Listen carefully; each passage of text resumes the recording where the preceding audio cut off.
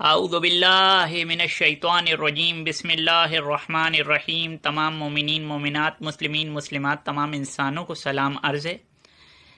تمام سامعین گرامی، امید ہے کہ آپ خیریت سے ہوں گے۔ دعا ہے کہ مالک آپ کو اپنے حفظ و امان میں رکھے۔ میرے لیے بھی دعا کیجیے۔ اس سے پہلے کہ ویڈیو شروع ہو، آپ مہربانی فرما کے میرے چینل کو سبسکرائب کریں اور زیادہ سے زیادہ اس ویڈیو کو شیئر کریں۔ علمی گفتگو ہو رہی ہے خلافت باطنیہ پر، ایک مسلسل ایک گفتگو ہے، ایک بحث ہے جو کہ 10 انشاءاللہ 10 اقساط تک چلے گی۔ یہ اس کی تیسری قسط ہے۔ آج کا ہمارا موضوع ہے کہ خلافت باطنیہ اور خلافت ظاہریہ، یا خلافت باطنی اور خلافت ظاہری میں جو ہے وہ کیا تعلق ہے، اور کون سی خلافت افضل ہے اور کون سی مفضول ہے۔ تو ہم اسی قول جو کہ علامہ علوسی بغدادی جو مفسر اہل سنت ہیں اور بڑے مستند سمجھے جاتے ہیں، انہی کے اس قول پر جو انما ولیکم کی انہوں نے تفسیر کی تھی، اور اس میں انہوں نے خلافت باطنی کا انٹروڈکشن کرایا تھا، ہم آپ کی توجہ دوبارہ سے اسی قول کی طرف کرتے ہیں کہ وہ خلافت ظاہری اور باطنی کا کیا تعلق بتاتے ہیں۔ سامعین گرامی، ہم نے یہ والی کتاب کنز حقیقت نعمت اللہ شاہ ولی رحمۃ اللہ علیہ کے اشعار کا مجموعہ، امام علی علیہ السلام کی نظر میں، یہ ہم نے مسلسل اس میں آپ کو علامہ علوسی کی وہ تشریح دکھا رہے تھے۔ ایک دوسری کتاب بھی ہے، اس میں بھی دکھائیں گے انشاءاللہ۔ تو یہ انما ولیکم والی وہ تشریح آپ دیکھ رہے ہیں۔ اب ہم ادھر جب اس کے صفحہ نمبر 20 پہ جاتے ہیں، کنز حقیقت جو ہے نا کتاب، یہ اہل سنت کے پیر جو ہے وہ تنویر المصطفیٰ صاحب نے اس کو تالیف کیا ہے، قادری اویسی صاحب ہیں، ٹھیک ہے۔ تو اس کا صفحہ جو ہے وہ 20 ہے۔ تو اس میں جب آپ ادھر آتے ہیں تو آپ کو معلوم چلتا ہے کہ ان دونوں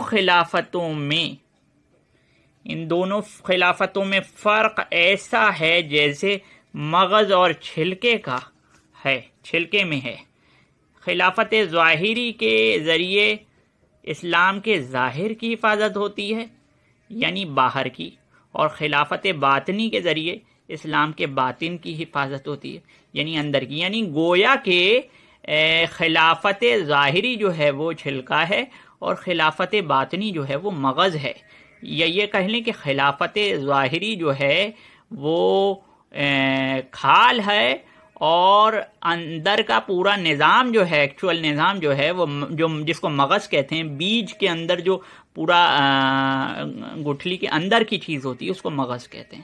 یا یہ کہہ لیں کہ کھوپڑی جو ہے وہ اوپر کی جو چیز ہے وہ ظاہری چیز ہے، اندر کی چیز جو ہے مغز وہ باطنی چیز ہے۔ تو خلافت باطنیہ جو ہے وہ مغز ہے، جبکہ خلافت ظاہری جو ہے وہ چھلکا ہے۔ یہ ہم نہیں کہہ رہے، یہ اہل سنت کے مفسر علوسی بغدادی صاحب لکھ رہے ہیں۔ ہم آپ کو ایک اور کتاب سے دکھاتے ہیں۔ سامعین گرامی، یہ کتاب ہے اسن المطالب، شرح اسن المطالب مناقب علی بن ابی طالب۔ یہ اہل سنت کے امام جزری شافعی رحمۃ اللہ علیہ نے لکھی تھی۔ اس کی شرح کری ہے ظہور احمد فیضی نے، مکتبہ باب العلم سے یہ چھپی ہے۔ بغیر کسی تاخیر کے ہم اس کتاب میں بھی آپ کو وہی قول دکھائیں گے کہ خلافت باطنی اور ظاہری کو کیا متعلق کیا ہے، کیسے متعلق کیا ہے، کیا تعلق بتایا ہے علامہ علوسی بغدادی صاحب نے۔ یہ وہی کتاب ہے شرح اسن المطالب، ٹھیک ہے۔ تو یہ وہی علامہ علوسی صاحب کا قول ہے، اور یہ صفحہ نمبر جو ہے وہ اس کا 598 ہے۔ اور کیا لکھا ہوا ہے؟ ان کے نزدیک دونوں خلافتوں میں، کن کے نزدیک؟ صوفیہ کرام کے نزدیک، اور جمی صوفیہ، اجماع صوفیہ کا، ان کے نزدیک ان دونوں خلافتوں کے مابین فرق ایسا ہے جیسے چھلکا اور مغز میں، سو باطنی خلافت ظاہری خلافت کا مغز ہے۔ اب سامعین گرامی، ہم آپ کو دکھاتے ہیں کہ کون سے وہ افراد ہیں جس میں ظاہری اور باطنی دونوں خلافتیں جمع ہوئی ہیں۔ تو سامعین گرامی آگے وہ یہ لکھتے ہیں کہ یہی قول ہے. ٹھیک ہے، تو ہم اس کو جو ہے وہ آپ کو مزید دکھاتے ہیں. اس میں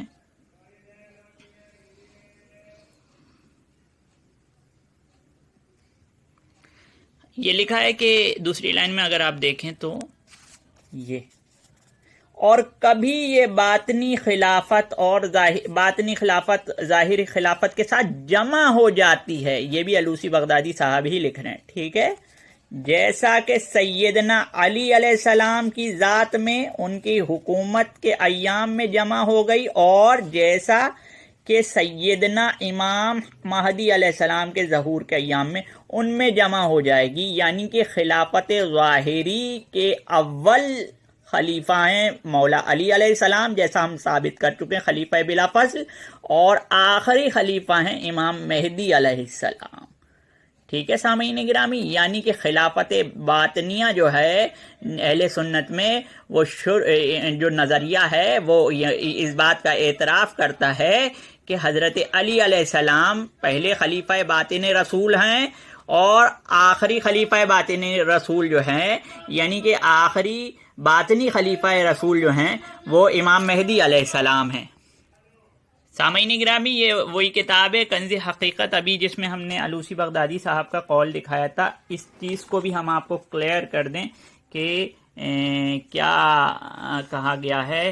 اور یہ دیکھیے، یہ والا، کبھی خلافت ظاہری اور باطنی دونوں کسی ہستی کے لیے ثابت ہوتی ہیں، جیسے حضرت علی المرتضی. ہم نے پچھلی قسط میں یہ ثابت کرا تھا حضرت علی خلیفہ باطن بلا فصل ہیں. تو پہلی خلافت باطنی، پہلے خلیفہ باطن جو ہیں وہ حضرت علی ہیں اہل سنت کے اس ڈاکٹرائن کے نزدیک. اور حضرت علی اپنے زمانے میں ظاہری اور باطنی دونوں خلافتوں کے وارث تھے، اور امام مہدی علیہ السلام بھی دونوں خلافتوں پر فائز ہوں گے. اور آخری جو خلیفہ باطن ہیں، آخری جو خلافت باطنی کے عامل ہیں، وہ امام مہدی علیہ السلام ہے. گویا کہ خلافت باطنیہ امام علی علیہ السلام سے شروع ہوئی ہے، اور اس کے آخری امام جو امام مہدی علیہ السلام ہے. یعنی علی سے مہدی تک کا سلسلہ ہے، یعنی کہ 12 کا سلسلہ ہے. ہم اگلے ایپیسوڈز میں آپ کو یہ مزید آشکار کریں گے. ابھی ہمارا جو ٹاپک ہے وہ یہ ہے کہ ان میں جو ہے وہ افضل کون ہے، افضل کون سی خلافت ہے. اگرچہ افضل کوئی سی بھی خلافت ہو، مگر سب سے زیادہ فضیلت یہ ہے کہ کسی شخص میں ظاہری بھی جمع ہو جائے اور باطنی بھی جمع ہو جائے، وہ سب سے زیادہ افضل ہوں گے. کامل بریلوی صاحب کو تفضیل کے ٹاپک پر ہم اس سیریز کے بعد انشاءاللہ مدلل اور دندان شکن جواب دیں گے. ابھی ہم یہ مزید کتابوں سے دیکھتے ہیں کہ ظاہری خلافت اور باطنی خلافت میں کیا تعلق ہے. سامعین گرامی، یہ کتاب ہے السیف الجلی علی منکر ولایت علی. یہ کتاب جو ہے وہ شیخ الاسلام ڈاکٹر طاہر القادری صاحب نے لکھی. اب تو ان کو جو ہے نعوذ باللہ کچھ لوگ نیم رافضی بھی کہہ رہے ہیں. بہرحال ہم نے آپ کو اور بھی کتابیں دکھائیں جو کہ اہل سنت کے جو ہے متقدمین کی تھیں، مگر بہرحال ہم ان کا بھی قول دکھاتے ہیں خلافت ظاہری اور باطنی میں ان کا قول کیا ہے، انہوں نے ان چیزوں سے کیا اسٹیبلش کیا ہے. اس کے صفحہ نمبر 8 پہ چلیں گے. سامعین گرامی، یہ ہم صفحہ نمبر 8 پہ آ گئے ہیں. السیف الجلی جو کہ طاہر القادری صاحب کی کتاب ہے، اس میں لکھا ہے خلافت ظاہری دین اسلام کا سیاسی منصب ہے، اور خلافت باطنی خالصتاً روحانی منصب ہے. خلافت ظاہری انتخابی اور شورائی امر ہے، خلافت باطنی محض وہبی اور اجتبائی امر ہے، یعنی کہ اس میں کسی کا عمل دخل نہیں ہے، خلیفہ باطن اللہ بناتا ہے. اب یہ ان کی تھیوری ہے. اب 10واں قول ہم دیکھیں گے تو یہ کہہ رہے ہیں کہ خلافت کا دائرہ، یعنی خلافت ظاہری کا دائرہ فرش تک ہے، اور ولایت کا دائرہ یعنی کہ جو کہ خلافت باطنی ہے اس کا دائرہ عرش تک ہے. یہ ہے وسعت خلافت باطنیہ. ہم اب ایک اور قول سے، یہ تو نیم رافضی کہلاتے ہیں نعوذ باللہ، مگر ہم اب ایک قول سے جو کہ اہل سنت کے امام ہیں اس ٹاپک کو کمپلیٹ کریں گے کہ خلافت باطنی اور خلافت ظاہری میں کیا تعلق ہے اور ان میں افضل کون سی خلافت ہے۔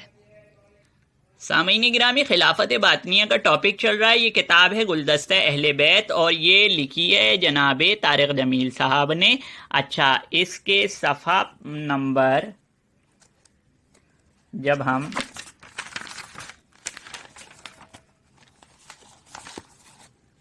صفحہ نمبر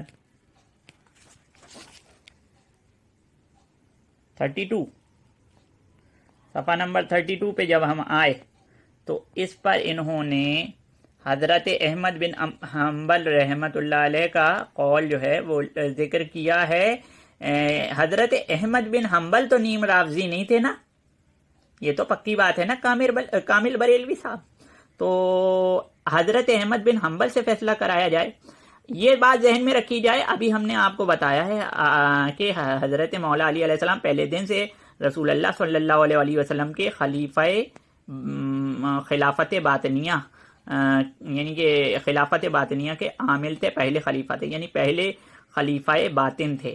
تو اب اس میں جب مولا علی علیہ السلام یعنی کہ ایک باطنی خلیفہ بلا فصل جب ظاہری خلافت اختیار کرتا ہے تو کیا اس کی فضیلت بڑھتی ہے یا خلافت کی فضیلت بڑھتی ہے حضرت احمد بن حنبل کے نزدیک؟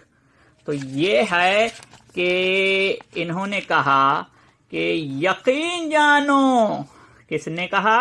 حضرت احمد بن حنبل نے، یقین جانو خلافت نے علی علیہ السلام کو زینت نہیں بخشی بلکہ علی علیہ السلام نے خلافت کو زینت بخشی ہے۔